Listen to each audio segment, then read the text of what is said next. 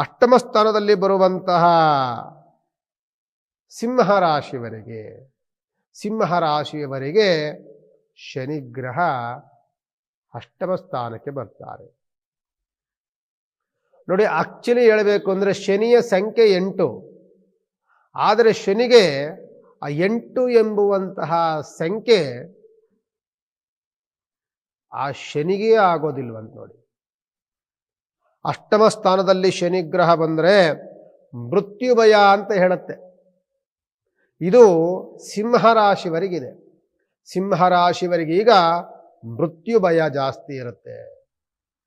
8ನೇ ಸ್ಥಾನದಲ್ಲಿರುವಂತಹ ಈಗಿರುವಂತಹ ಸಿಂಹರಾಶಿ ಭಯವನ್ನು ಪಡಬೇಕಾಗ್ತದೆ.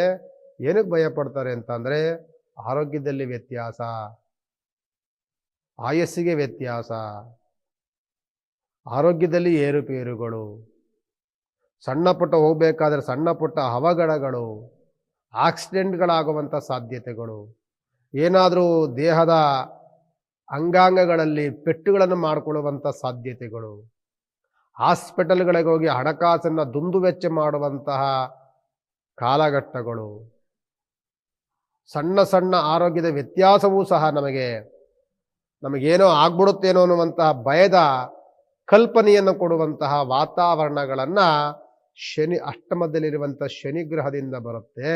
ಇವರು ಮಾಡಬೇಕಾಗಿರುವಂಥದ್ದು ಹೆಜ್ಜೆ ಹೆಜ್ಜೆಗೂ ಸಹ ಭಯವನ್ನು ಪಡುವಂತಹ ಸಿಂಹರಾಶಿಯವರು ಮೃತ್ಯುಂಜಯ ಹೋಮವನ್ನು, ಮೃತ್ಯುಂಜಯ ಜಪವನ್ನು, ಶನಿಯ ಉಪಾಸನೆಯನ್ನು, ಶನಿಯ ಅಷ್ಟೋತ್ತರಗಳನ್ನು ಮಾಡ್ತಾ ತುಳಸಿ ಪತ್ರೆ, ನೀಲಾಂಬರಿ ಪುಷ್ಪ, ಶಂಕು ಪುಷ್ಪಗಳಿಂದ 108 ಅಥವಾ 1008 ನಾಮಾರ್ಚನೆಗಳನ್ನು ಮಾಡಿಸಿ ಅನಂತರದಲ್ಲಿ ಮೃತ್ಯುಂಜಯ ಜಪವನ್ನು ಸಿಂಹರಾಶಿಯವರು ಮಾಡಬೇಕಾಗ್ತದೆ. ಮಸ್ಟ್ ಅಂಡ್ ಶುಡ್ ನಾನು ಹೇಳುವಂಥದ್ದು. ಇವರು ಅತ್ಯಂತ, ಯಾಕೆಂದರೆ ಇನ್ನೂ ತುಂಬ ದಿನಗಳ ಕಾಲ ದೀರ್ಘ ಪ್ರಯಾಣವನ್ನು ಶನಿಗ್ರಹ ಮಾಡ್ತಾರೆ.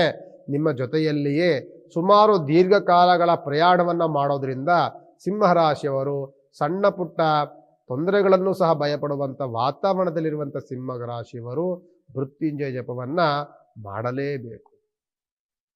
ಆಗಲೇ ನಿಮಗೆ ಮೃತ್ಯುವಿನ ಭಯ ನಿಮಗೆ ಹೋಗುವಂಥದ್ದು.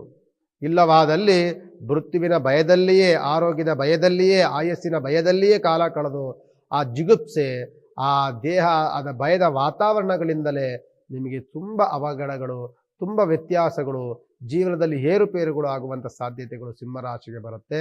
ಆದ್ದರಿಂದ ಸಿಂಹರಾಶಿಯವರು 108 1008 ನಾಮಾರ್ಚನೆಗಳನ್ನು ಮಾಡಿಸಿ, ಮೃತ್ಯುಂಜಯ ಹೋಮವನ್ನು ಮಾಡಿಸಿ, ಕಬ್ಬಿಣವನ್ನು, ಎಳ್ಳನ್ನು ದಾನ ಮಾಡೋದ್ರಿಂದ ನಿಮಗಾಗುವಂತಹ ಆ ಸಮಸ್ಯೆಗಳಿಂದ 50% ಹೊರಗಡೆ ಬರಲಿಕ್ಕೆ ಸಾಧ್ಯವಾಗುತ್ತೆ ಅಂತ ಸಿಂಹರಾಶಿಯವರಿಗೆ ಹೇಳಬಹುದು.